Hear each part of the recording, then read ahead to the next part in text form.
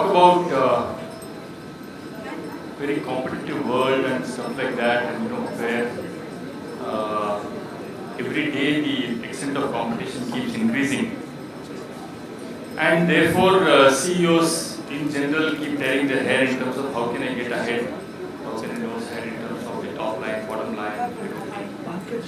And as Prashant rightly pointed out in his speech, CEOs are always measured on their profitability and their sales growth and all of that, and never on HR. And it's always, in line with the American culture of appraisal, it's always a quarter-on-quarter kind of performance, sometimes month-on-month, right? If I don't get my numbers on a month-on-month basis, I get questioned why it didn't happen this month. The fact that I did 200% last month would get forgotten, and therefore it becomes a kind of a treadmill running where you run faster and faster to stay at the same place. Right? This is the reality of how CEOs get appraised. Now, naturally, the focus is always on pushing sales numbers, pushing efficiency, pushing effectiveness, right? From a very short-term perspective. The problem that arises is that there is one small casualty in this whole thing. The organization gets offered as a casualty in this entire process. Why does it happen? Because the appraisal system ensures that the focus is always on the short term and never on building an organization. And therefore, the job of an HR person gets reduced to one of managing budgets. And I always keep telling people that there are three functions which are more measured by their spends rather than the outputs: IT, marketing, and HR. My IT budget is 200 crores, means it's a great statement. What the hell did you get out of the 200 crores? Nobody's asking, right? If you spend money, employ very exotic consultants and spend the 200 crores, then you should be doing something good. But the fact is that you could have done the same thing in 20 crores, usually gets lost. So no one measures effectiveness. Similarly, when it comes to organization building, so you are good to this quarter, you are good probably for one more year, but are you building an institution which will outlast yourselves is something that no one asks as CEO. And therefore, it always creates a kind of a conflict between the HR and the CEO, because HR wants to do something on a long-term basis and these two don't see always eye to eye.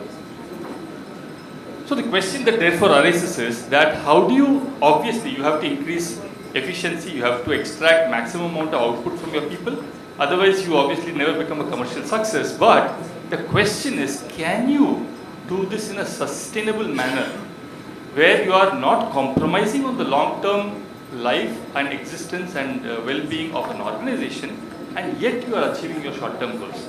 And that's exactly the way I interpret this particular panel discussion's theme. How do you improve sales efficiency through HR interventions, right? Because the moment I can always crack the whip and get my sales done every quarter, but is it really sustainable? Is there a way? We need to do things differently. This is one. The second one is that as the generations keep changing from the Gen Y to Gen X to Gen Z, as Prashant pointed out in his presentation, the culture of the people is also undergoing a change, right? People are becoming less and less attached to the organization, and therefore, as a natural progression, the attrition rates are very high, especially in the sales side. I don't know, traditional industries might not have this kind of a problem, but financial services, IT, any of the newer industries, you will face this kind of an issue coming across. So if your sales team is attriting like 40%, 50%, 60% every year, are you in a position to maintain the efficiency of your sales team at all? Now, these are 2-3 questions that are coming to my mind, and I would probably put that to the panels, and then being practitioners, they will be in a position to throw a lot of light on what I'm really talking about, right? If that's fine, then let me start with the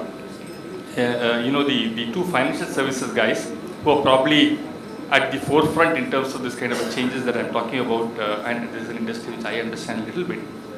So it's more comfortable for me to shoot questions at them. So should we start with Mr. Shivpurkar?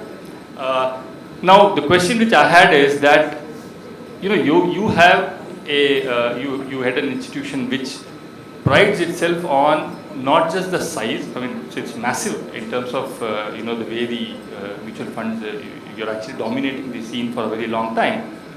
How does the organization actually evolve itself to this kind of a leadership position, and how do you believe that you can actually sustain this through your HR practices?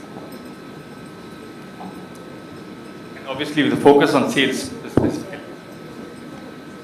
Thank you very much.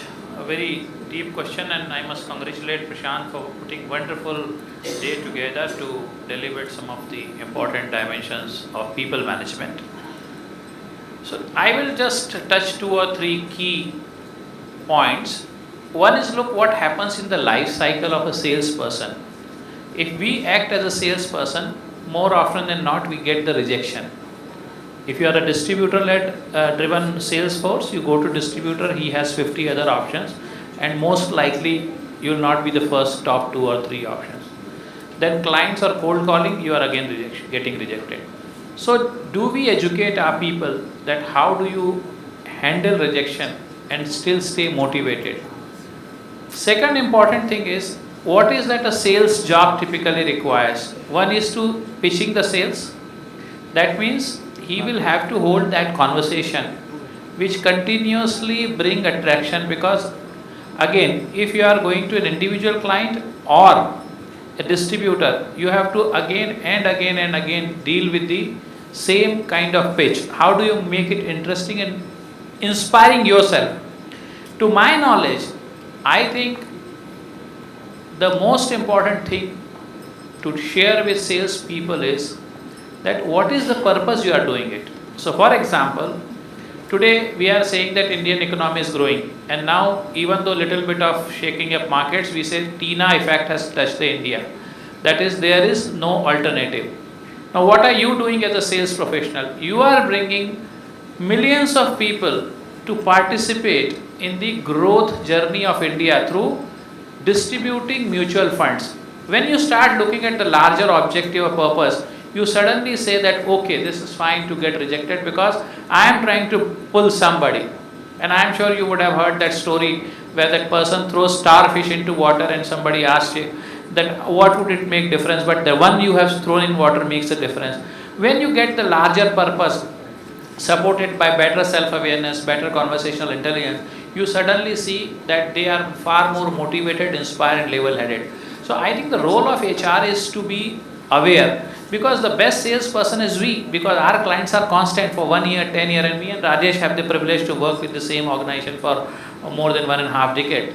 So we are engaging with our clients again and again, and still sitting here. That means we are also in a way pitching organization's purpose and vision and mission in a manner that people are willing to still listen to us. At least that's what we believe. So I think these are some of the areas which I believe could be important dimensions where HR can play a pivotal role.